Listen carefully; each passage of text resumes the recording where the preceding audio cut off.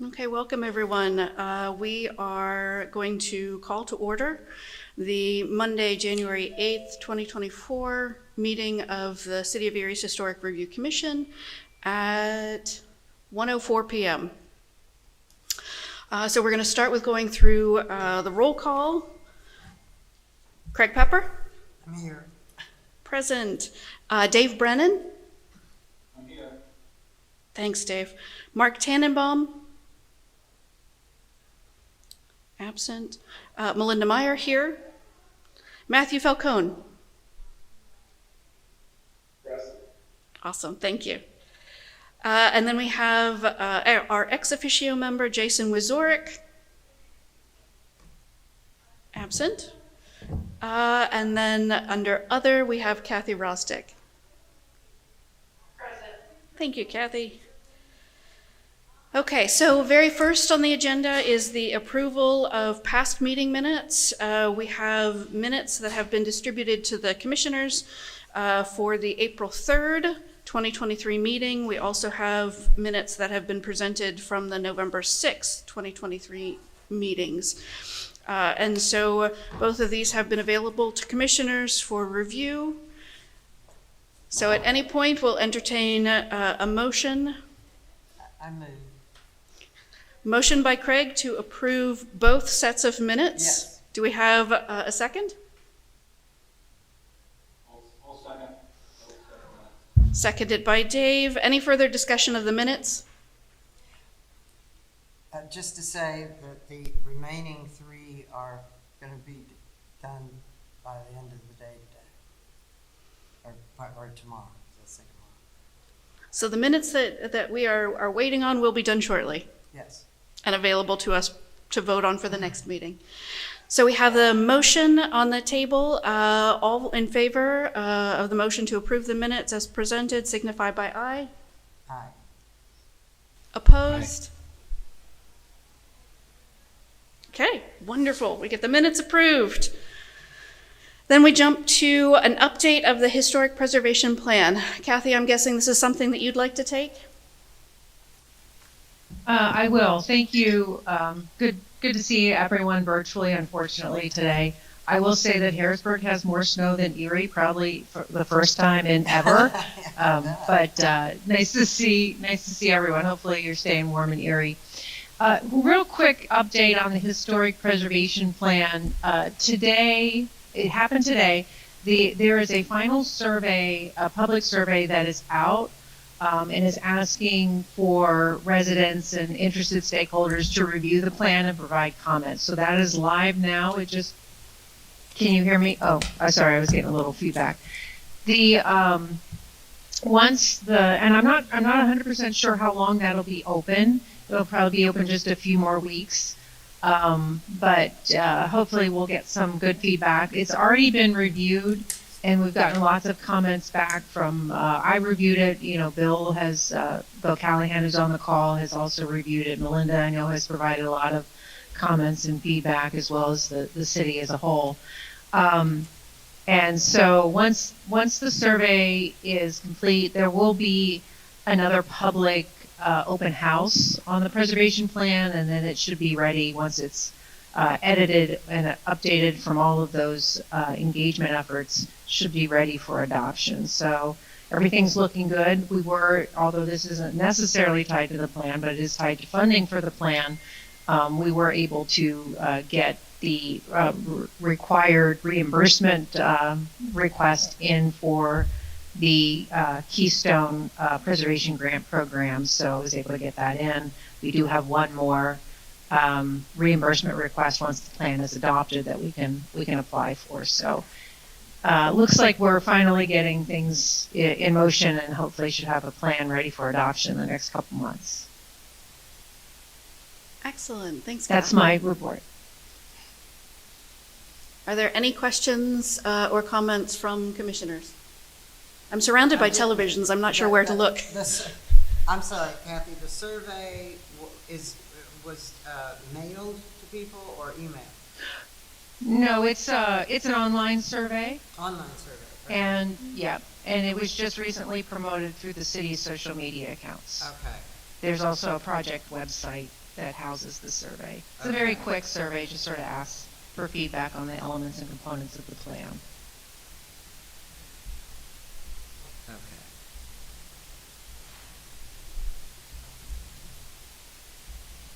Any other questions, All comments right, from, thanks, thank you. from commissioners? Okay, hearing none. Again, thank you, Kathy, for the update and your work to get the survey up and published. We jump then to new business, and the first item on the agenda under new business is we do have a resignation to discuss. And Kathy, I don't know if that's something you want to handle or if that's something you would like me to handle.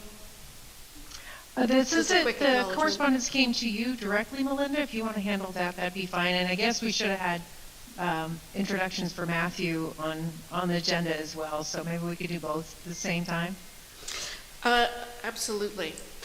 So we've got, we want to thank Jeff Zalonis, who is was one of the first members of the Historic Review Commission. Jeff served with the commission for its first 2 years, was incredibly diligent in reviewing materials, incredibly active with participating in public meetings related to the Historic Preservation Plan and public meetings related to the designation of historic properties. And so we just want to thank Jeff for his 2 years of service.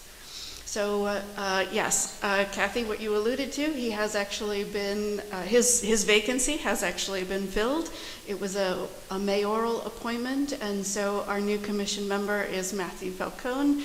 So while we thank Jeff, in the same sentences we're thanking Jeff for his time here on the Historic Review Commission, we're welcoming Matthew as a new commission member. So welcome, Matthew. So, It's wonderful to be here.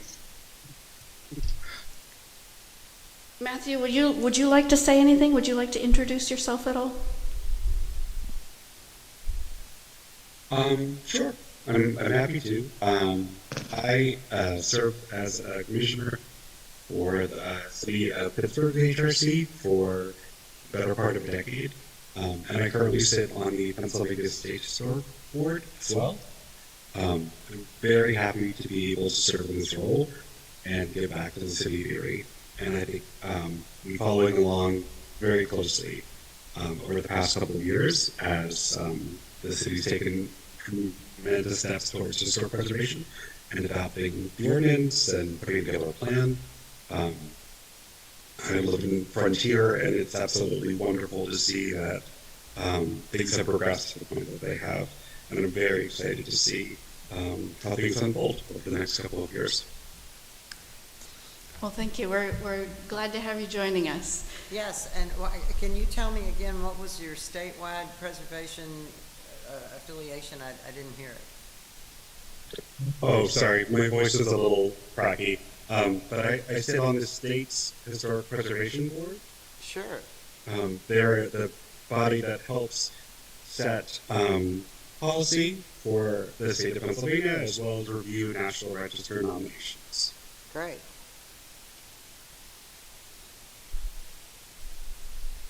Is that through PHMC?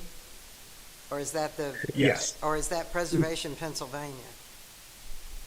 No, actually, it's a governmental appointment. Okay. So great. it's with All right. PHMC.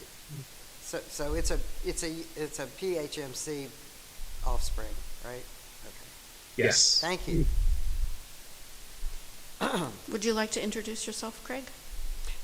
Yeah, nice to meet you, Matt. I'm Gene Craig Pepper. It's a pleasure to meet you. And I've been affiliated with a lot of those organizations as well, so that's why. Nice to make your acquaintance. Look forward to getting to know you. Pleasure to meet you as well. Dave, would you like to introduce yourself? Yes, Dave Brennan. I've been on the commission for a couple of years since the start now, and I also was on the task force that was created to envision the HRC. So welcome aboard, and we're looking forward to a lot of good work going forward here. Thank you.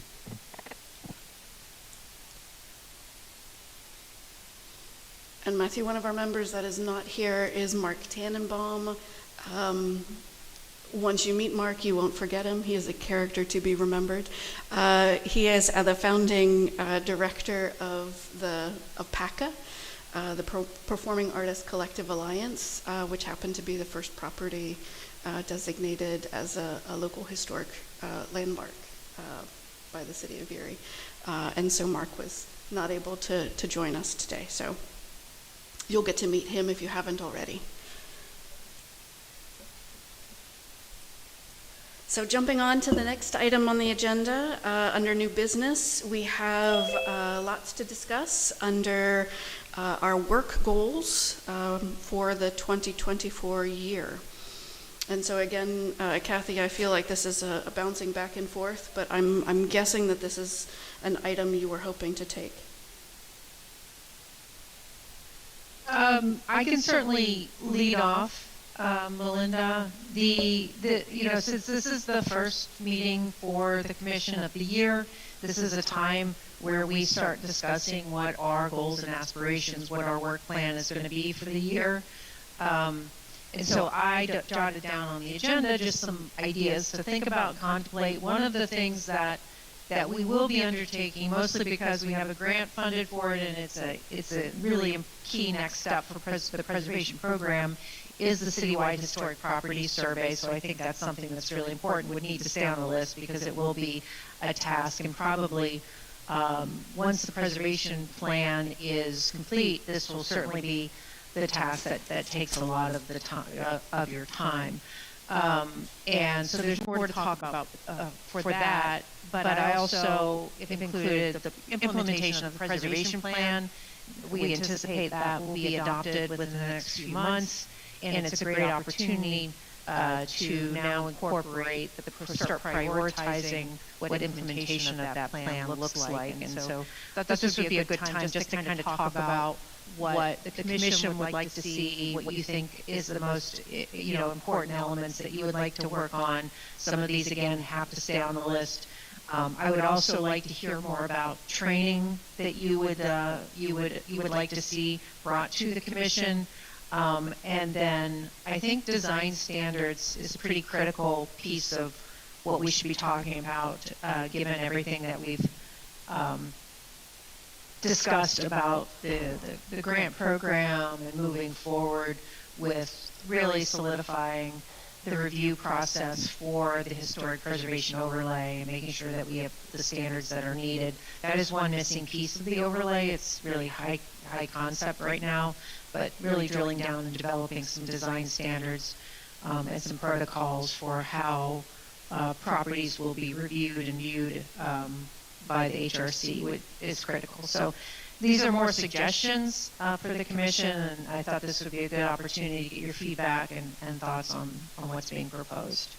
Or more specificity too, if there's something specific that you'd like to make sure we drill down on. Well, just to start the conversation, I just want to note that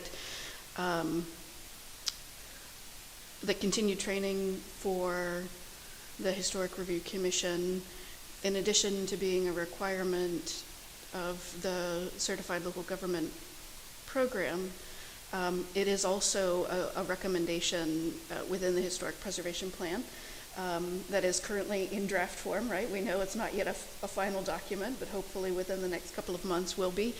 So the ongoing or continuing training and education for the Historic Review Commission members is included in that plan as a recommendation. Both the development of the design standards specifically for residential properties, although we know that some work needs to be done as well to kind of adopt some of the commercial standards. That too is one of the recommendations of the Historic Preservation Plan, and the citywide historic property survey is also a recommendation. So all three of those items, just by simply having them on our list, we are indeed moving forward with at least select recommendations of the draft Historic Preservation Plan. And should note that the Citywide Historic Properties Survey has actually been requested, something that has been requested by the State Historic Preservation Office for at least 5 or 6 years. Bill can correct me, it may actually be longer than that. So all of these Longer than things are right in line with this draft historic preservation plan. Are we also going to focus on the local districts? I mean, I think, wasn't that something that sort of got lost in the shuffle a little bit? I know we have some nominations that have been made, but I think a lot of these homeowners that are very happy with what they are being granted, et cetera, would be prime targets to reapproach for local designation in their neighborhoods. That is something that is the purview of the Historic Review Commission, and is one of our significant tasks or to-dos. What do the rest of you think? Dave, Matthew? Matthew, I know you're brand new, but you've got tons of experience behind you. Or Bill. Bill, do you want to jump in?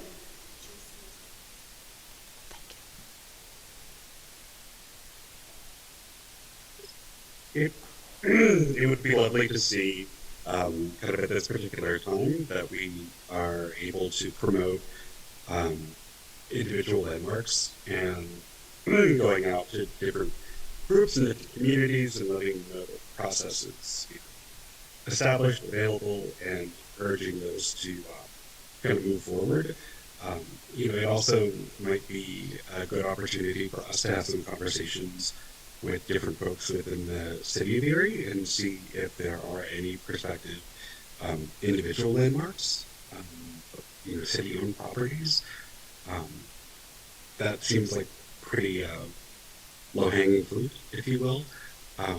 But nice to be able to start those kind of dialogues and kind of move the conversation forward. Because I know that the process of landmarking can take quite a while, but I think that being able to see kind of a trickle and then, perhaps I know there's having conversations around districts can be a little bit more complicated, but certainly with individual landmarks, it seems like a good kind of good step to take.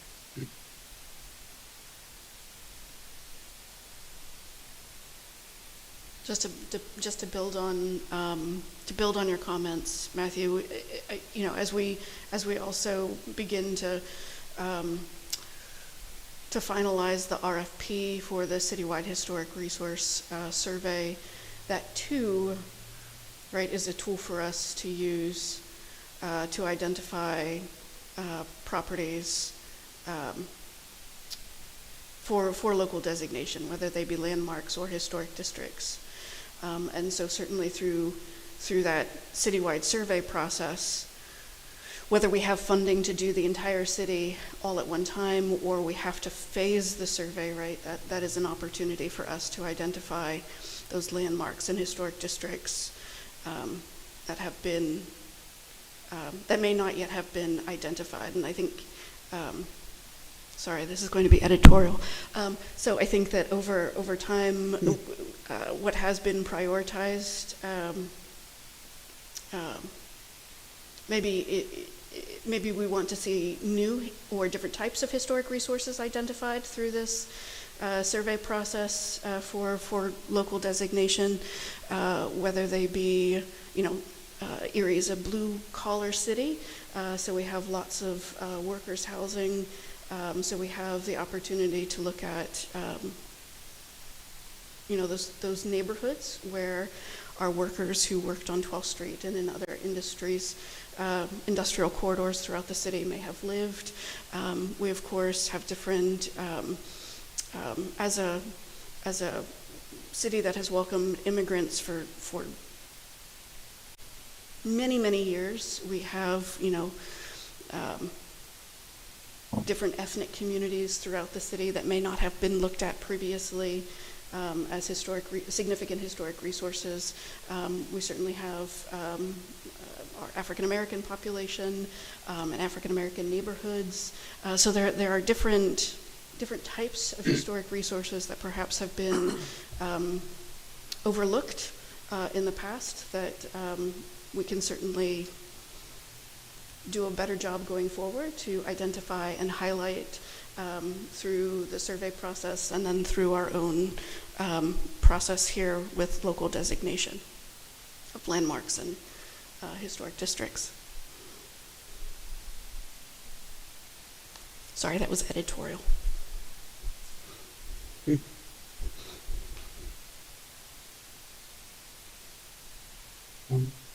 I know there's been a tremendous amount of progress made as well. And I am relatively new here, so I'm pretty much not, excuse me, fully in the know.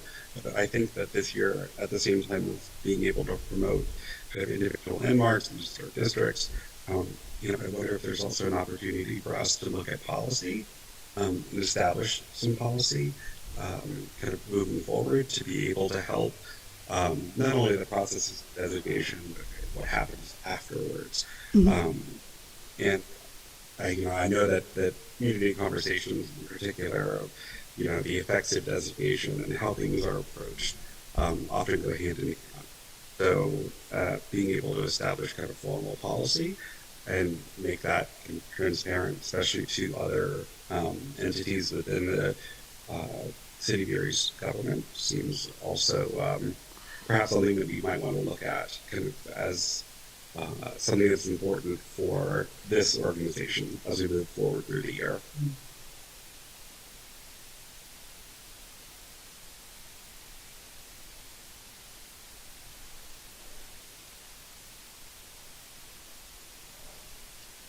Well, and then we're still just general comments way forward here. Mm-hmm.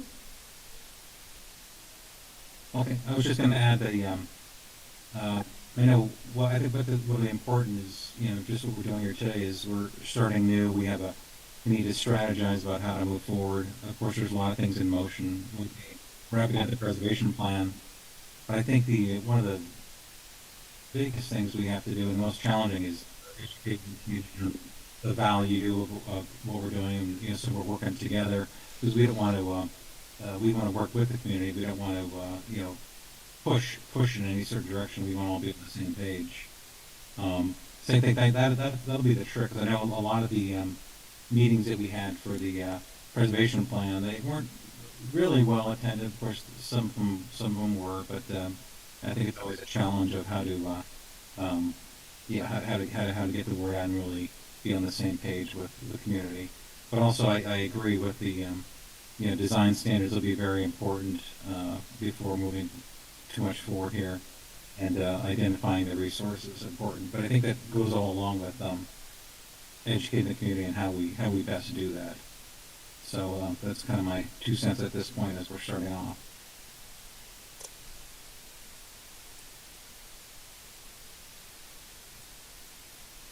Are we thinking of having like focus committees or, in other words, a couple of people who on our commission that kind of focus on like local districts versus design, et cetera, that could meet separate from the big meetings to have ideas to present type of thing? Possibly. It's also possible for us, just as we have had separate meetings for discussion of the grants program and or design guidelines. We could also have just a special meeting of the HRC just to sit down and talk more as a group about how the commissioners would like to approach the conversations that need to happen with property owners and or the community with specific historic resources. Opinions about that? Yeah, and that's what I was referencing when I say strategizing is, how do we go about, I know the priorities are laid out in the preservation plan, but how do we go about that? What's the best method? Do we have committees? all the above. We need to, kind of walk through it and see what we want to do. So it sounds like some work sessions would be in our future, scheduling some work sessions for commissioners. Above and beyond or separate from our monthly meetings. Mark, thank you. You are now marked as present. Oh. Okay. Mark in charge of first committee since he's late. I would, when thinking about schedule, you may want to have a work session that is either before or after your HRC meeting, so extend that so we're not having to, it may impact lunchtime, but if we have it before, but that way it might be easier for everyone to attend if it's on the same day as your HRC meeting. Just a suggestion. That's a good one, because it is hard to corral people. So that makes a lot of sense.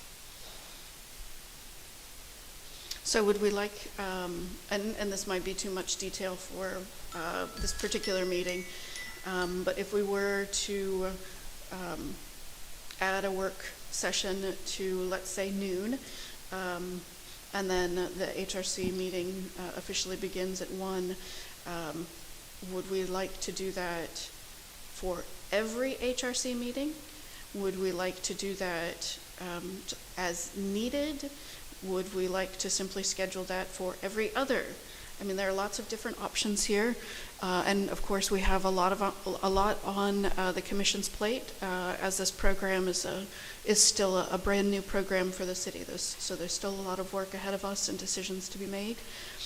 Well, I think now we really need a lot of meetings. Now, once we get a lot of these things established, I don't think that maybe we would find that we only want to have 3 work sessions a year or whatever, but it seems that right now, basically, if we had work sessions in the past, I think that would have been a healthy thing, and we wouldn't be, sort of thinking that maybe we could have done a better job.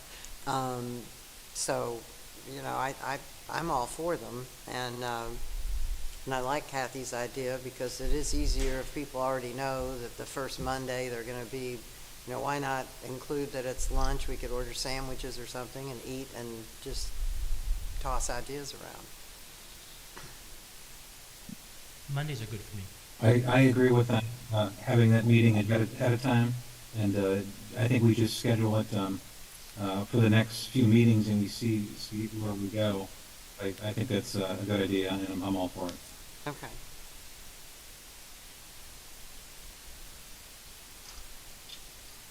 Because one of the first tasks that lay in front of us, if we were to schedule these working group sessions, perhaps it would be good to kind of iron out kind of generalized themes for each. Mm-hmm. I know we talked a little bit about design guidelines. Perhaps that's the next working group session that we can have, is start to dig into design guidelines a bit. I don't know if there's kind of other topics that have come up in the past, but it might be nice to thematically group them.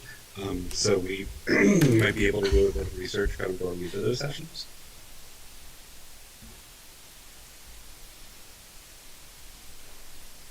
I was going to say something, but Bill's got his hand up, so.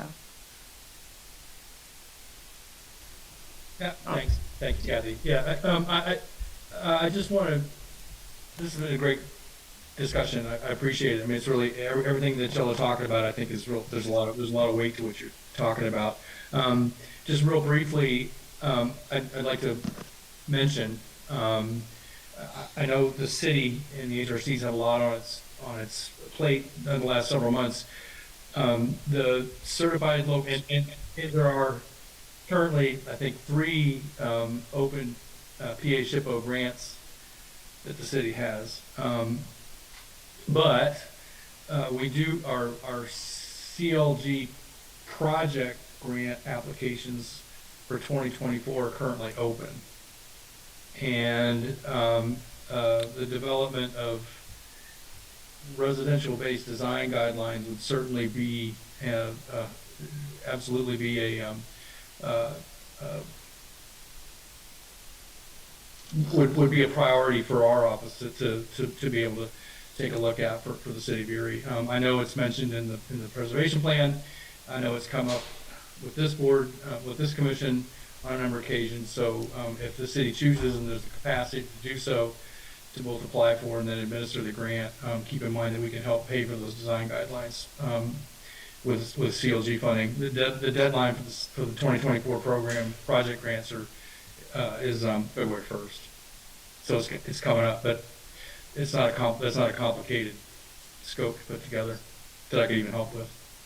And I'm sorry, this would help us get someone from PHMC to come and give us guidance about design elements, or?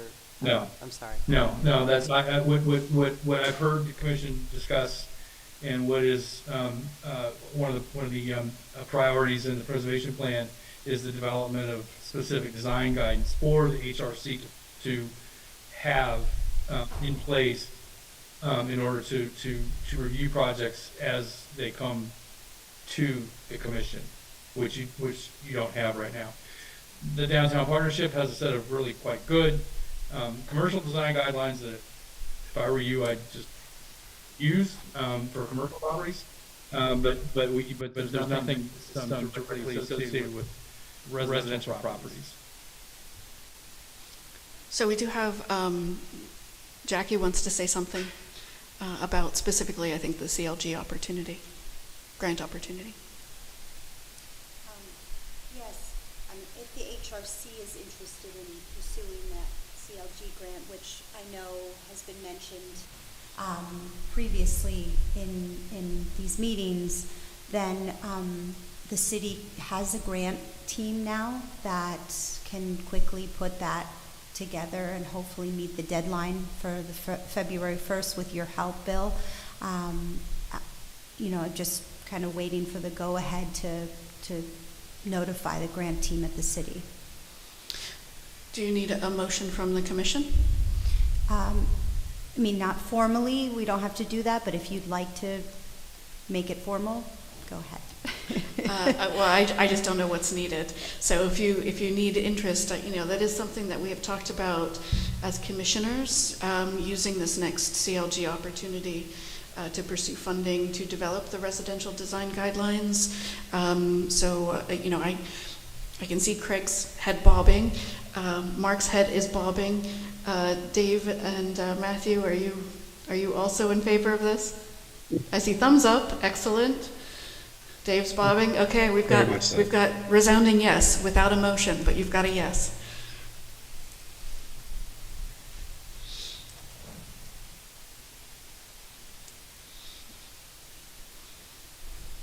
Thank you, Bill, for reminding us all of the open opportunity and the pending deadline. Since I'm already here. Yeah, go ahead.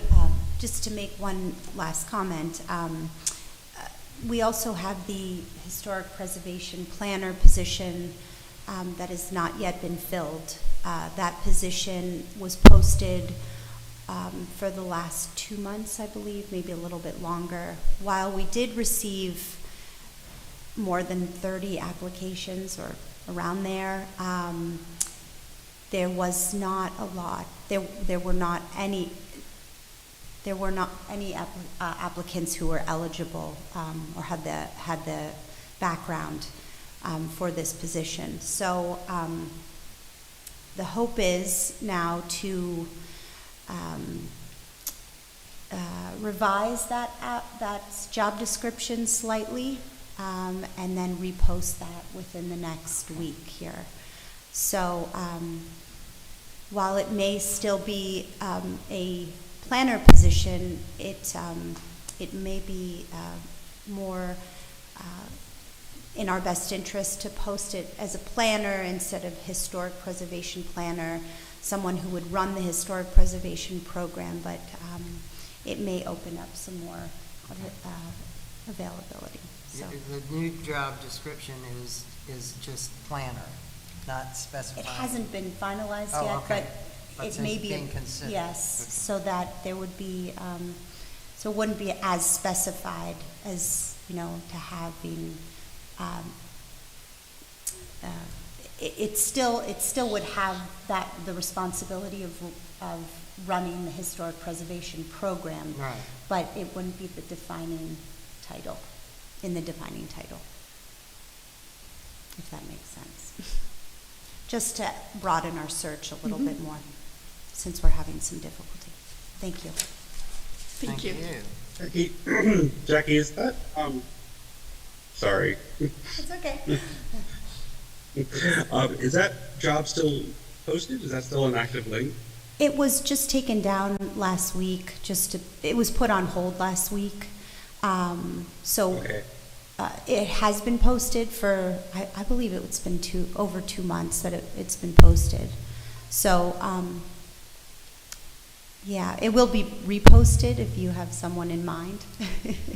But I'm happy to share with you the link of where it was, or the job description as is, if you'd like to see it. Yes, please.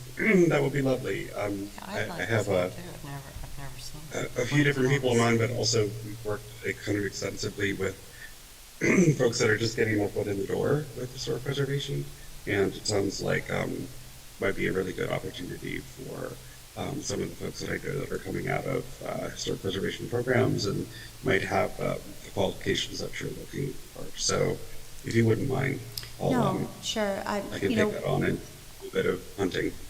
Right. We unfortunately don't have a planning degree in this region at all at any of our schools, let alone a historic preservation focus. So, yeah, the hope was maybe by broadening the JD, the job description, a little bit, it would attract those that are in planning.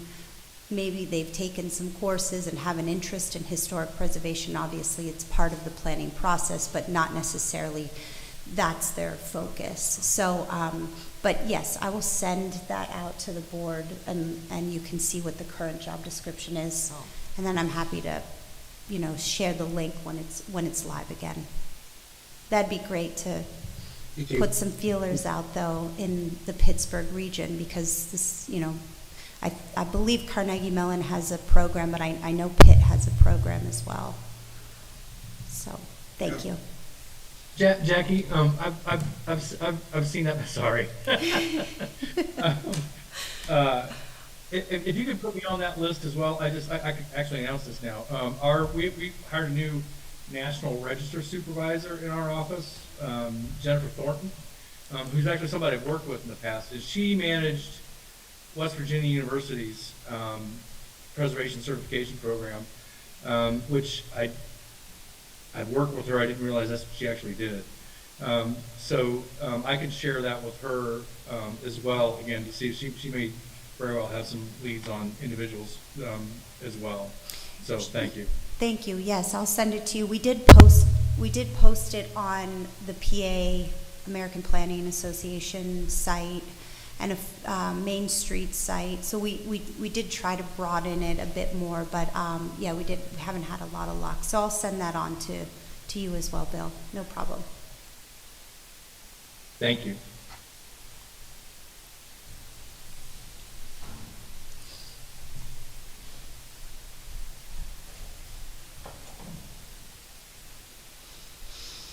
So just quickly, just running through the notes that have been collected over the course of this conversation.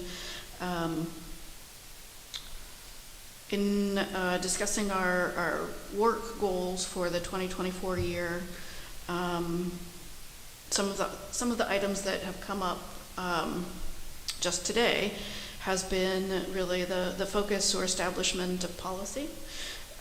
Making sure that we are being diligent with the sharing of the community, the value of historic preservation, and the program. We've approved the city moving forward with the 2024 CLG project grant application proposal that would seek funds to develop residential design guidelines, and we have kind of all agreed to work sessions being scheduled at noon, the days of our regularly scheduled meetings, and we'll do that until we don't think we have to meet at noon before every regularly scheduled meeting. And then it was also suggested that we make sure that we have kind of specific and focused goals and or themes for those discussions. Depending on how quickly we're moving, I know that Kathy has mentioned that on her to-do list within the next, perhaps this week or next week, is development of the RFP for the citywide historic properties survey.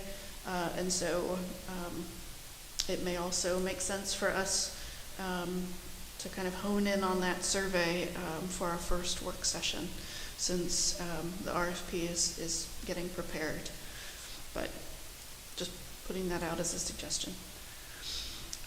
Is there anything else to add to this list of recommendations and or hopes for our 2024 year? Bill, I can actually see your hand this time. I could do it. Oh, that works even better. I wanted to thank you, Melinda. As you mentioned, and I think this is really important for the HRC to know and kind of think about, as Melinda mentioned and Kathy confirmed, our office has encouraged the city to complete a comprehensive historic building survey of the city for quite some time now. And that has been based on our Section 106 of the National Historic Preservation Act and History Code regulatory responsibilities. Our 106 and History Code reviewers have had some difficulty at times understanding context when they see projects come from the city of Erie that they're required then to review to help determine the historic significance of the property and how that project might affect historic properties. And that's really important work, and it'll make things so much easier for both city staff and our staff to have an updated historic building survey. But I want to emphasize to the HRC, and I love our regulatory people. I started in this career with the jobs that they have a very specific point of view on what kinds of properties can and should be understood as historic within the framework of the regulatory program. It's not wrong, but it's also different from what your point of view is probably going to be. So I encourage everybody on the commission to make sure that you're engaged in the historic property survey program once it's up and running, because there's going to be a significant public engagement component to it because we require that. And of course the city would want to do it anyway. But I do encourage you to be as involved as possible in helping the public understand the importance of the survey, helping the folks who undertake the survey, the consultants who undertake the survey, understand maybe some broader contextual priorities for a survey that might not come out of a regulatory program, and just encourage you to stay as engaged as you can as this survey undertaking, this really important survey undertaking, is picked up, because after all, everything that you do is based on the data that you're presented, and that's what this will do. This will create the data by which then you can start making the kinds of informed and efficient decisions that you'll be making over the next several years. What do you suggest we would do to be impactful? As the public engagement component of this moves ahead, go to meetings, talk to people, let people know what's going on. Write yourself up an elevator speech for what the survey is. There'll be a lot of misperceptions. You all know this. You put the words historic and preservation together, and people, or historic and buildings put together, you're going to have people who are going to have preconceived notions about what you're doing and why you're doing it. Survey simply is gathering data to make informed decisions. So keep yourself informed as to what the approach is going to be. Be ready to help people understand the importance of it and why it's being done, and just overall, just engaging yourselves.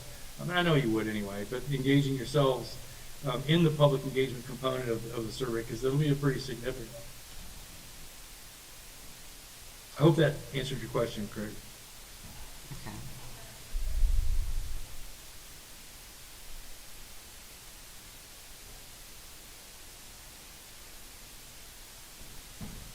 And since I've stunned you all into silence, I'll also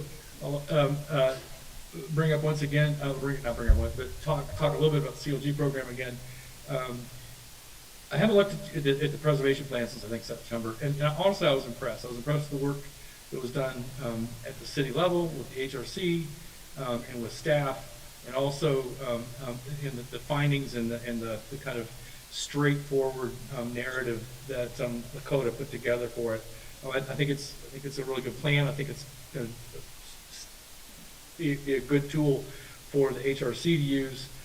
Much of what you've discussed today are goals within the plan, so you'll have every bit of defensible reasons to follow whichever of these goals that fits the narrative, fits the projects that you've talked about today in that plan. And there's a little bit of guidance in there too, so it's not, you don't have to just start from scratch. But one of the things I wanted to mention is, if you recall, the CLG program also makes available to you training opportunities. Will help fund, we can bring people in to help train the HRC or staff or whomever, and we can also, we have what we call mini grants. So if there are smaller projects that come up that can help support the preservation plan or the work of the HRC that needs $10,000 or less, we can turn those around pretty fast too. We have, I'll acknowledge, in the last couple of years, some difficulty getting money out the door once we approve projects. I'm assured that those administrative problems have been fixed. So I encourage you all to think about, how the scholarship/training grants and the mini grants might also be able to help the city as it moves ahead with the implementation of the plan and the work of the HRC. So Bill, on that, kind of just piggybacking on what you just said, as far as the training goes, if we go back to the very first training that the HRC had, which was kind of like a Historic Preservation 101 course jammed into a single day,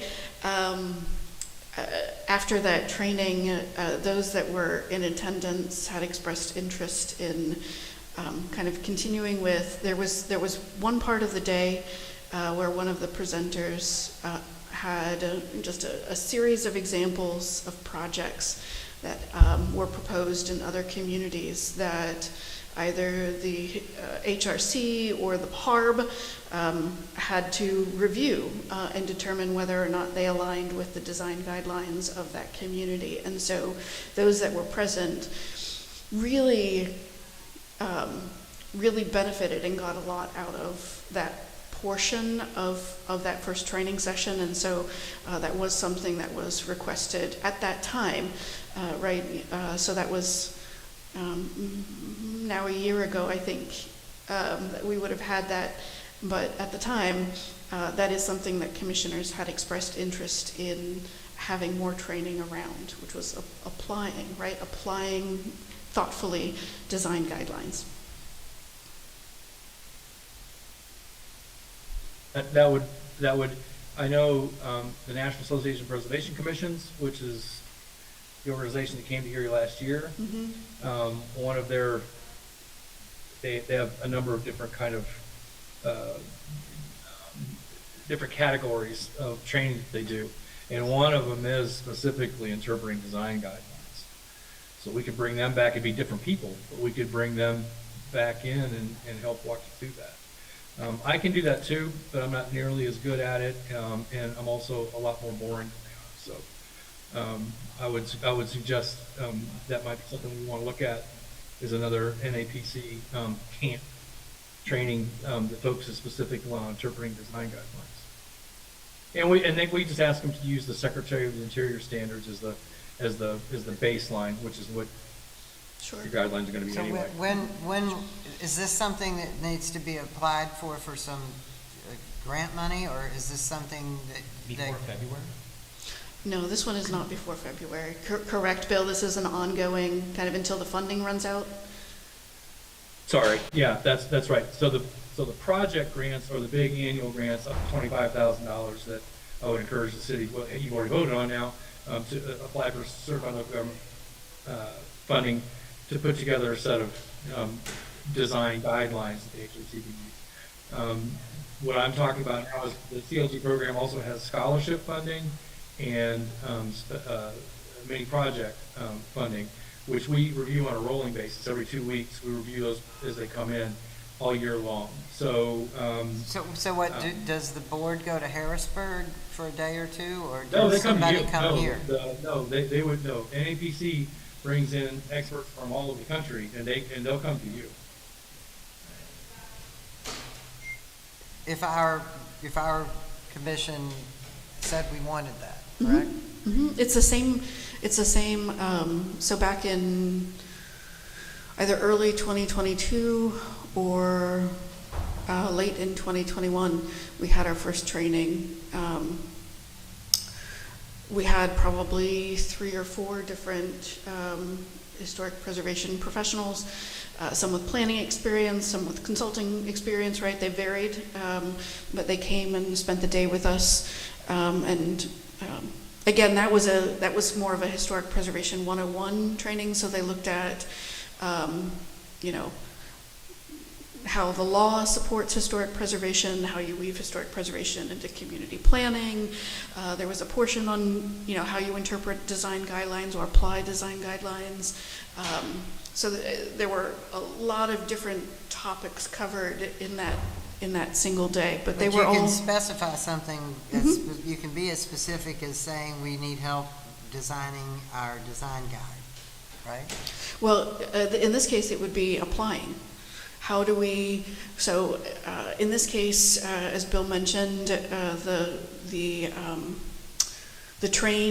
trainers would be using the Secretary of the Interior's standards for historic preservation to prepare their presentation, and we would then sit with them during whether it's a 2-hour training or a full day training, really how to apply those particular design standards, which all design standards really are. That's a foundational document for all design standards. Really is the Secretary of the Interior standards. So as when you develop community-specific design guidelines, basically, you're applying additional levels of specificity to the Secretary of the Interior's guidelines. So that's why that makes sense, Bill, that would be the foundational document that they would use. But it would help, I think, probably the commission better understand the application of design guidelines, so that. Yeah, I guess we would bring Right, that up, and then it was like, well, no, it doesn't really matter. So I always. Yeah, it was something If I that could we had interject, requested in It 2021. matters. It absolutely matters. I agree. It's for I just. municipal bodies such as the HRC having defensible design guidelines that are implemented in a defensible way is a core responsibility. So, this is even a training that it wouldn't be a bad thing if the HRC went through it every single year. Well, I think that sounds And using like the a good Secretary of idea. Interior standards as the first, kind of go around. Hopefully by, this time or maybe a little bit later next year, you'll have your own guidelines that you can say, hey, here's our guidelines. Tell us, what you think of them and how you would implement them in your professional capacity. And you do have, I want to remind the HRC that the Downtown Partnership does have, which we help pay for, a set of guidelines for the State Street corridor that are quite good, and had used a lot of Do public we engagement. have those? And they've already used them for a variety Huh? of project-oriented planning.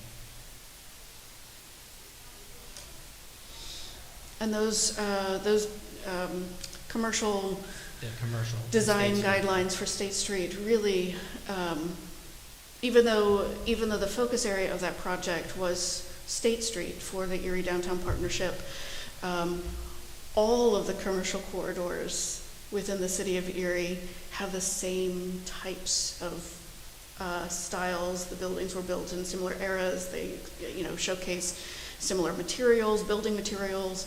And so even though those were created specifically for State Street, they are truly applicable for all commercial corridors within the city of Erie. Was there an equivalent of that that's residential? No, that's why we're focusing on residential now, Okay. is because there is not.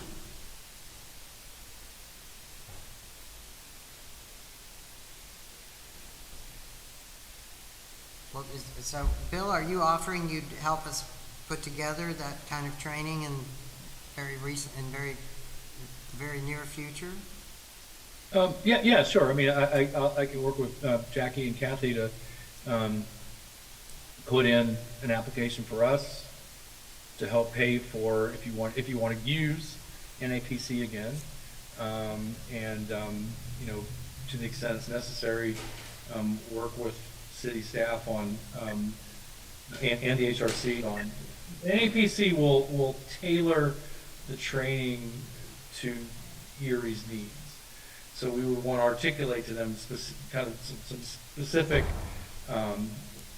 priorities that they would want to help train on. But frankly, interpreting design guidelines and implementing design guidance on projects is a very, very common issue for training, and they'll be able to put something together for you with no problem at all. But yeah, sure. I mean, that's something our office can certainly help with. And it sounds like Is it necessary to reinvent the wheel? I mean, are there not like 3 or 4 of these guidelines that we could look at that are already, you know what I mean? Like, how far different are they? yes, for the development of the residential guidelines, absolutely. They have to already exist. Any consulting team that would be hired to work on that project would have had experience in other Yes. communities developing residential design guidelines, and could certainly pull that into a project for the city of Erie without question. Can I go back a minute to the training? So we've heard. I'm certainly supportive of it, having one of our training opportunities for this 2024 year focused on the application of design guidelines. Craig has also reinforced that. Our other commissioners, Mark, Dave, Matthew, are you also in agreement that that should be one of our first training opportunities? Kathy, what do you think? I agree. Oh, I'm sorry, Dave. I'm sorry. That's almost all we did in Pittsburgh. Like every HRC session, some of which would last for 6 or 7 hours, was just applying design guidelines to different projects. I'm wondering if maybe one of the working group sessions that we have set as a goal for ourselves, I would like to see, or have it be some sort of like dry run, where different projects are kind of put before us, and we're able to kind of apply those guidelines, as not in real time with real projects, but for perspective issues that maybe NACP has come up with or something like that. So there's not just an opportunity to learn about how it's done, but actually an opportunity to kind of work through different scenarios. I think that would be really helpful, because Melinda's absolutely right. Like, once you have a set of design guidelines for for commerce, for residential, they can be kind of universally applicable. but um, a, there's a lot that can come out depending on what the project is or what somebody's trying to do. So I think that the process of actually going through kind of mock applications or something like that would be tremendously beneficial. And that's actually exactly what was requested following the last, because the 30 or 45-minute training session that we had, that was part of that one day, that Historic Preservation 101. The presenter actually had probably 5 or 6 different real-life projects that had been reviewed at some point, in some community by either an HRC or a HARB. And so instead of actually walking us through what they did, they provide us with like the details of the project and said, okay, as a group, like, apply the Secretary of the Interior standards to this project, and what are you going to be asking for? What questions do you have? Do you think does it meet those design guidelines? So, yeah, Matthew, you're spot on with actually exactly what the commission members that attended the training had wanted to see happen. So, Okay, so do we want Excellent. to ask Bill to help put something together? well, I don't know that asking Bill is our next step. It could be, but I think probably that the commission will work through the planning department and Jackie and or Kathy. And I promise I'm not electric. Oh. It might, Oh, phones? I don't think it's good. sorry, we're trying to determine where the electrical humming is coming from. Okay. Thank you. Thank you. Found it. So our next step is to work, yes, with Jackie and or Kathy and or a combination of both, so that we submit to the SHPO, their CLG program, our request for funding for a training program that would be focused on design guidelines. Okay, well, then what do we do next? So I think just like we all agreed that a noontime work session would be in order for the next few meetings, just like we approved our 2024 CLG application. Right. Right? We just verbally said, yes, we'd like this to happen. And we've got nodding heads over in the corner, so we're all good. All right, good. It's here, it's great. Okay.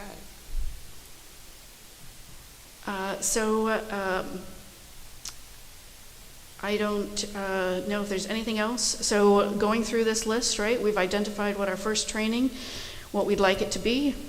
The Citywide Historic Properties Survey. Kathy, based on an email I think I saw maybe a week or so ago, you're going to be working on the RFP to go out to bid for a consultant to work on the historic properties survey. Is that accurate? So that It is, and we have an agenda item to discuss that a little bit more later on. Oh, thank you. in Oh, this I'm so meeting, sorry. too. Mhm. That's all right. And then we've already said that, yes, thumbs up to the using the 2024 CLG project grant opportunity to pursue funding for the development of specifically residential design guidelines. Okay. So it looks as if we've covered everything in B. Are there any final comments under new business item B?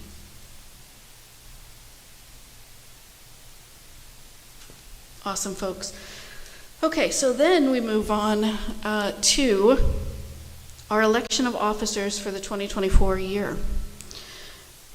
So we've got our chair, our 3 positions. We've got chair, vice chair, and secretary. So, well, right out of the gate, I'm willing to nominate Dave for chair. I have been chair for 2 years, and though I've loved it and would love to continue, I also feel it's important to allow others the responsibility and the opportunity to facilitate the meetings I think that's and a showcase their good leadership. suggestion. If you want to step down, I think Dave would be great. Well, it's a yes/no kind of thing, right? Because I know I don't necessarily, I like doing this, I like being the chair, Right. but yes, I will step down because I think it's important to do so. Dave, are you willing to, well, I don't know, do we have a second on the motion to, Yes, I second Dave. okay. We have a second on the motion. Any further discussion, including Dave, are you willing to accept the nomination? Yes, I'm willing. I'm definitely looking forward to jump in. Again, a lot of challenges, and we've come a long way. Now we just need to see where we're going next. And I think this first meeting is really a good start to where we're going in the future, and a lot of important things that we're working on right now. So I would gladly accept. Great. Awesome. So we have both a motion and a second, and an acceptance of the nomination. Is there any further discussion? Hearing none, all in favor of the motion, please signify by aye. Aye. Opposed? Aye. Oh, sorry, Matthew, I need to wait longer. The delay between live action and Zoom is about 10 seconds.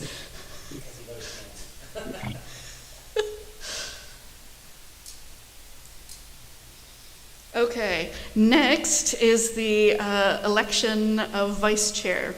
And I suppose, do we have perhaps we start with a nomination. Who presently is our vice chair? I don't know. Okay. Wait, is it Dave? Actually, I think at this point, Dave takes over the meeting, Melinda, too. Oh, well, then Dave, you're So on. you I don't know who the vice chair is. Is that Dave? I'm not sure who it was, to tell you the truth. Well, you're our fearless leader now anyways. Okay. Okay, so we have the vice chair and the secretary. So the question is, are there any nominations for vice chair or anyone that would like to volunteer for vice chair? Well, I'd be willing to be a vice chair, and I would be delighted to relinquish secretary status. But if someone else wants it, that's great too. I would be interested if it's. I'd be willing to take on secretary.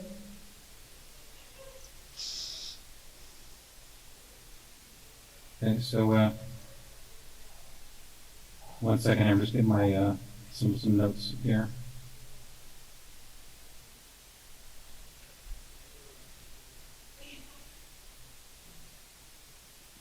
Okay, so we have two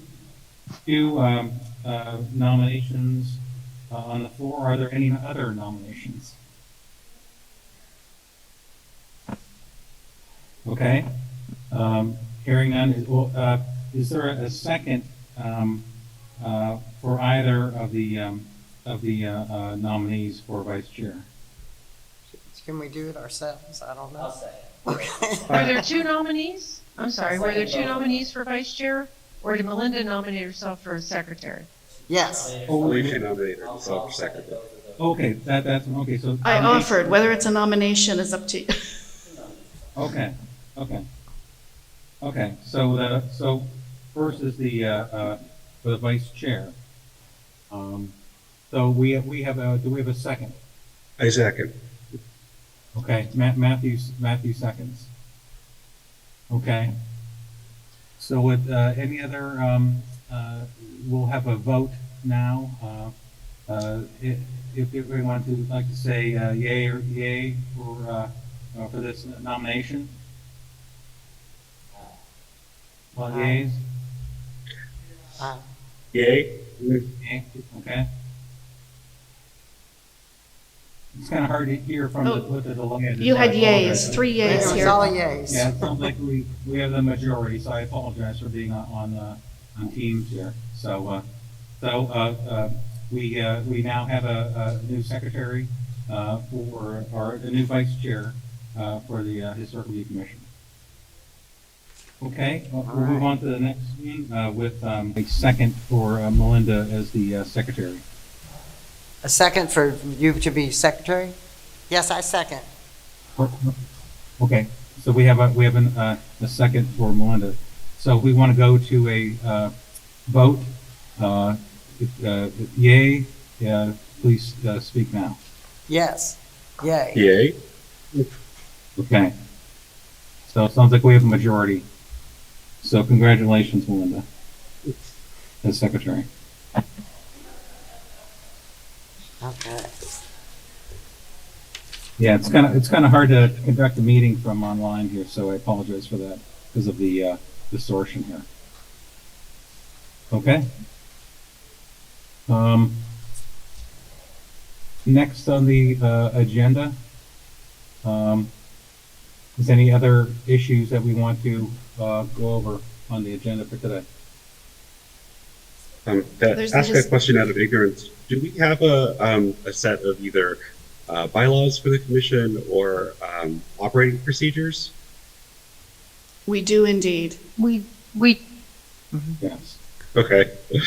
I know I'm very new kind of in all of this, but if somebody wouldn't mind sending those over to me, I'd be very appreciative of it. Yeah, we'll I'll definitely. send those to you, Matt. Thank you, Kathy. I'd like a set too. Thanks. Send them. It's a new year. Everyone gets everyone gets them for their files. Okay. Are we circling back to the Historic Building Survey RFP discussion? Item D on the Yeah. agenda? Yeah, 1 second.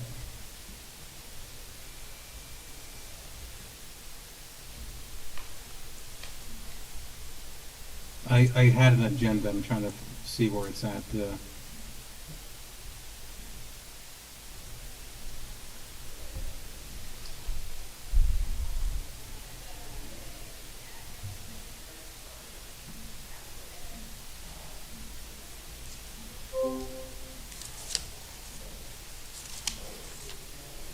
The only other item, Dave, was the historic building survey RFP discussion and then adjournment if you can't find it. Okay. Yeah, I just found it now. I apologize. I Okay. was shuffling around like 10 different things. Mm-hmm. So this historic building survey for the RFP, I know Kathy, you mentioned it earlier. We had a little bit of discussion. Did you want to talk about that further? Yeah, I just wanted to give everyone an update, and one of the reasons that I had asked Bill to be on the call is just to get some early feedback and direction from the HRC as I'm going to start drafting the RFP so you can review it hopefully at your next meeting. I have some examples that had already been collected prior to Chris's departure, but just to kind of talk through, Bill, I was hoping you could tease out some information from the HRC that would be most beneficial as I draft the RFP for the survey. We do have, I haven't, and I was hoping, Bill, maybe you could clarify, we do have 2 Keystone Preservation grants totaling $50,000 for grants, and then a match of $50,000, so $100,000 for the survey. In addition to, I believe we also have a CLG grant for survey work. So I don't know if the total is $100,000 and the CLG was going to be match, or if we're at $112,500. It would be good just to, and either you know this or we can talk offline to figure it out, but that's about where we're at, is $112,000 for the survey. And then I also just want to talk about, if it's not necessarily citywide, I thought Melinda brought up some really good points of some priorities that she, you may bubble up, but where do we request the survey to be started? Where should the focus be? So we start defining that in the RFP. I can certainly pull the preservation plan goals, but anyway, just thought, Bill, what other things should we be asking or what should we be talking about? Do you know, off the top of your head now, the budget question I have, or are we at 100 or are we at 112? I don't remember what the CLG grant was for. It was 12,500. It was 12.5, okay. Yeah. So that's 3 grants, so you've got 112.5 from us. The CLG grant would only need to be matched at 10% to, Keystone grants, of course, are 1-to-1 cash match. Yeah. So, and the city would, I would structure this as obviously a single project with 3 different funding sources. So you're gonna, there'll be a need to keep the receipts and reimbursement requests separate for each of these grants. Unfortunately, that'll be a complication. But I don't think it's certainly not. It's not like we haven't done it before or seen it before. Oh, okay. That's good to know. Do you, this is but real high level, do you typically see an invoice with 3 different categories, or are we getting separate invoices for each that can be applied to each grant? All 3 of these are reimbursable grants. Each grant's going to have its own number. Okay. So you're going to want to associate each reimbursement request with each individual grant number. Okay. So we're going to need separate invoices that will go towards. To us, yes. Yeah. Okay. Yep. All right. That'll be. I know that sounds complicated, but it's a lot less complicated than trying to combine them all and do it as that could actually be a fiasco. It's a little bit more work up front to save work in the end, I guess is what. Okay. All right. That's helpful. We don't need to get that deep. I found that interesting. Could you then talk about, what are some key information that we should be feeding into the RFP that's very specific to Erie and things like that? Yeah, that's a great question. And what it boils down to is, in terms of the RFP, the important elements are going to be identifying, as you mentioned, Kathy, identifying where in the city you want to focus on, and you've got a great comprehensive plan that makes some recommendations about some data that's needed in different neighborhoods, the way the neighborhoods are divided. The preservation plan also has some great, even though it's still in draft form, that information is still valid to be able to help prioritize in a defensible way the areas that you want to survey. The other piece of that methodology would be just a basic, and any consultant who's done survey before will be able to do this.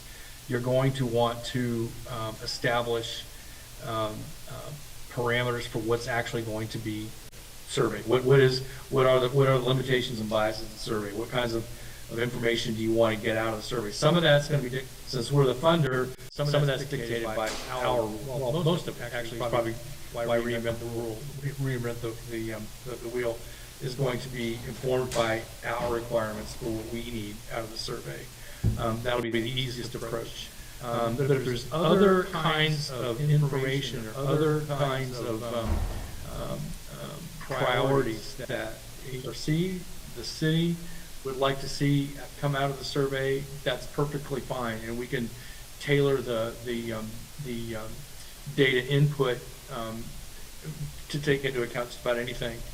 Something that's gotten fairly common recently has been, a focus obviously on underrepresented communities, trying to identify where those communities are or have been, and resources that might still reflect those those stories. All landscape features, streetscape features. Erie's got some great open spaces that I think deserve some specified attention. And I know there's more that you all would know better than me, but you can create that scope of work to reflect whatever your priorities are in the city. And then the third piece, and so you've got the where, kind of what But then the last piece is that public engagement component. In what the way I always, whenever I help folks with RFPs, what I tell them is that the city's, what I tell prospective bidders is that the city expects some minimum public engagement standards, public meetings, city web, whatever it is that your minimum standard which you want, but and then request that the respondents show you how they plan on engaging the public, to put together a public engagement plan that they will show you, and that's going to tell you a lot. That will they will either be able to tell you what their past experience has been, and how they've gone about doing it, and what kind of successes they've had, or they're not going to be able to. And then you'll have the information to know how you want to do that. That's especially important if we're going to focus on, we should certainly focus far off, is these kind of untold stories, these underrepresented stories that have representation on the landscape that we need to identify. That public engagement piece is going to be critical to those efforts. I think that's really important. Yeah, I like how pulling out how they would approach the underrepresented communities, I think is really, fascinating, interesting. And I think that honestly, just the history with what the city has been able to do over the past 6 years in engagement is probably will help the consultants. Absolutely. Yeah, they have a very, yeah. They've been so highly involved with the neighborhoods. What about, there's this interest, because we do have a lot of funding for demolition. So how do you weave in property conditions? So identifying ones that are. That's a great question. That's a great question, because conditions. And can we do that? Well, the way condition, in terms of like doing a historic building survey and evaluating historic buildings for their significance, condition does not equal integrity. So you're going, and this is something else you can ask the consultant to provide you, is some basic understanding of interpretation of integrity. Some of it you're going to have to give them. What is the HRC, city, some of the previous public engagement efforts that you've had. What level of physical integrity do you want to see prioritized when you are surveying and also then evaluating properties for potential either local designation, national register designation? What is that baseline? And that's comes into, you would call it limitations and biases. The limitation is there's certain aspects of integrity that you have to see, some that you might not necessarily see. And this becomes even, again, this is a critical component of addressing untold stories, underrepresented communities, because traditionally those communities tend to have a lesser degree of physical historic integrity than traditionally accepted preservation criteria for integrity. So it's got to be a very careful approach on how to go about that. And you're probably not going to get that specificity to begin with, because that's why we're doing the survey. The survey will help inform that body of knowledge. Bill, can I ask a Then question? use to prioritize the places that have of historic integrity Bill, and significance. can I ask Sure, you something yes. real quick? Of course. Mark said earlier, do you there at PHMC have example of other surveys for cities around our size, like Allentown or Bethlehem, or some of our what are we? What we have a category. What is it? Third class. Third class, yeah. cities? For other third class cities. There- That we could look at? This is a foundational preservation activity. Every city does this. Every place does this. Sure, we could share survey reports with you from Pittsburgh, from Scranton, but honestly, it wouldn't tell you much. It would tell you a lot about those places, but not a whole lot about what you need and what the expectations would be for your survey. Well, I just would be curious to see what sorts of things other cities around our size emphasized in their survey. Are they something I can see online, or? I don't know. The city of Pittsburgh has a number of historic building surveys online. You can just Google architectural survey city of Pittsburgh and it'll pop up. You'll see their reports. So But this PHMC is- wouldn't be this is able to a- help us with this that? Is that what you're saying? We can help, I mean, sure. We can put together, I can help you put together, I can help Kathy, I think that's kind of what we're doing right now, put together a scope of work to put into the RFP. This is a foundational exercise. Any consultant that responds to this, they're gonna know exactly what to do. I did have another question, Bill, about use, land use of the property and surveying that. There's an interest from the city to get a sort of a snapshot of how properties are being used, but I also see its importance in identifying legacy businesses potentially, and potentially problems in regulation. So is land use a typical survey question, or is it something that we could Yeah, add it is. easily? Yeah. Yeah, you can add that easily. You can have both historic use and current use. Sure. Okay. Because I think that would be valuable on a number of different levels, Absolutely. particularly No. when we look at zoning issues and other sort of land use You can, policy. I mean, really, seriously, you've got a pretty good chunk of money here to do your first Yeah. survey. So you can tailor this any way you want, and I would ask for more rather than less this Yeah. first time out, and then you'll know, what the, what works. Okay. And one thing I should mention, once you kind of decide where you want to go, this is a nuts and bolts piece of it. You're going to want to identify the neighborhoods and give a rough count on how many buildings are there, because that's survey is a labor intensive activity, so they're going to want to know how many buildings do we expect or we're going to have to look at. Right. Yeah. And we have a great GIS system that'll help. No, that yeah, won't, help us that's do not that. hard. Yeah. That's not Okay. All right. I'm That's really important. sorry about this, but I have to go. I have to go. Thanks, Bill. My pleasure. We can talk some more about this. Thank you, Bill. HRC is doing good stuff. I'm looking forward to working with you for the next year. Okay. Thanks, Bill. Bye-bye. Dave, that's all I had. I just wanted an opportunity to kind of ask Bill questions, but I thought it was really important to ask those with the HRC in attendance, so your understanding as I help develop the RFP, you'll be able to react to it a little bit more thoughtfully without, with Bill's input. So what I'll do next is for our work session now in February is I'll draft an RFP. I'll highlight some of the sections and I'll send that to you in advance of the meeting so you have an opportunity to review it. This is going back to Craig's question. It's not really this.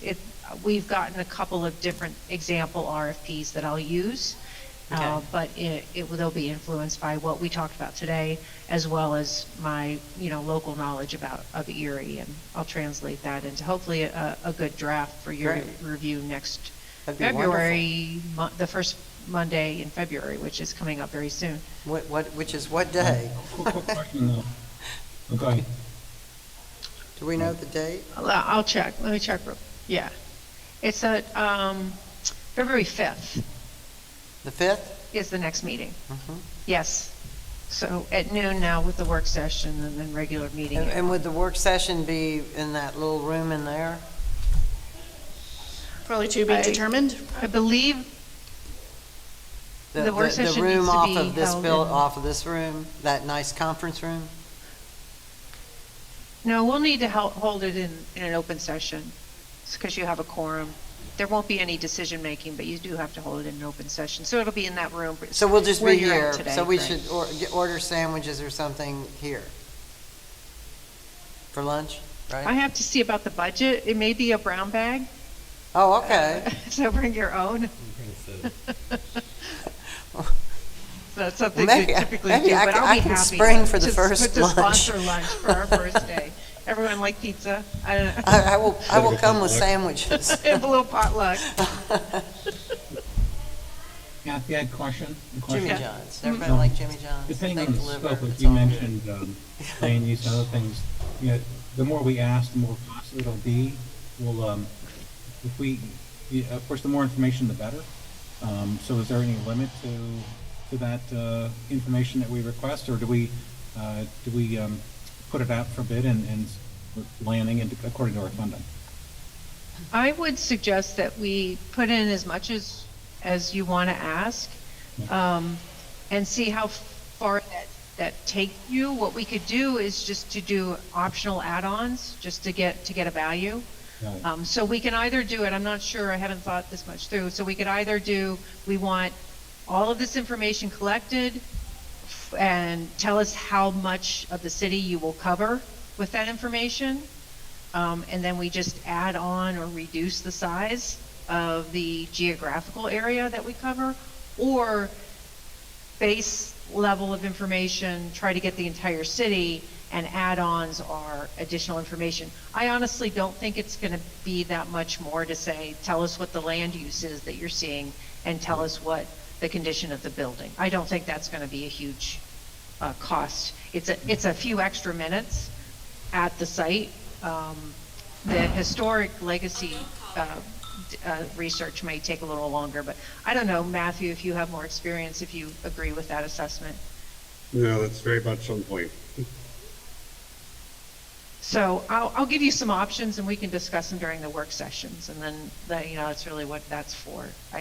It's just my gut saying let's develop a survey that meets our needs and see how much of the city it will cover. I think it'll cover a lot, and then if we have to add on, we can go after additional funds later on, or just hit the priority areas. My gut now at this time, Dave. Okay, sounds good. Any other comments regarding the survey RFP? So I just wanted to mention two things quickly. One is because there was an understanding that the citywide survey was necessary, as we discussed earlier, it was actually included in the draft historic preservation plan as a recommendation. And so there's information in that draft plan regarding a potential approach. So initially before 2 Keystone Historic Preservation grants were awarded, there very much was a need to phase the citywide survey, and so the Historic Preservation Plan takes the map that was originally developed through Erie Refocused and does kind of prioritize areas of the city for the citywide historic survey. So I would definitely recommend taking a look at the pages of the draft historic preservation plan that pertain to the citywide survey in developing the content of the RFP. And the second point is that multiple surveys have been done of the city of Erie, and so there was, of course, a 1982 inventory that was updated in 2014 by Preservation Erie. There has also been an industrial resource survey conducted of the 12th Street corridor. So there are multiple existing surveys that have been completed, or inventories, I should say, because the survey results in either data and or an inventory of historic resources. And so there are multiple existing surveys that have been done, and that data will definitely be important for the consultants that are hired to use, but more importantly to perhaps even include it in the RFP as a reference, that there are multiple surveys that have been completed available that will be or can be available to the consultants. Yeah, I went Great. before county We'll council. certainly do that. to It's a the great- first one. great I went to the recommendation. 80s. Sounds good. Well, any other comments or questions about the RFP discussion? Seeing none, I think that was the last item on our agenda. Is there any other items to discuss that we didn't discuss that anyone wants to spend a few seconds on here? Seeing none, I think we're done with the meeting today. Our next, oh, is there something else, Matthew? Or somebody? No, just to say I motion to adjourn the meeting. Okay, great. Is there a second? Second. What was that? I'm Okay. sorry. Motion to adjourn. Oh, okay. And the vote to adjourn the meeting? Yes, aye. Yes. Aye. Aye, okay, Melinda, great. do you Well, have thank you, everybody. copies of I those appreciate it, surveys? Can you and get your hands on looking those? forward to the next meeting where I can actually be there and communicate more fluently, so I appreciate everyone's understanding. Right. Thank you. Craig, I did take minutes, so, Oh, I did. okay, well, we tag teamed it. We should be good. Great, thank you so much, everybody. Thanks, Kathy. Thanks, everybody. Bye. See everyone. Bye.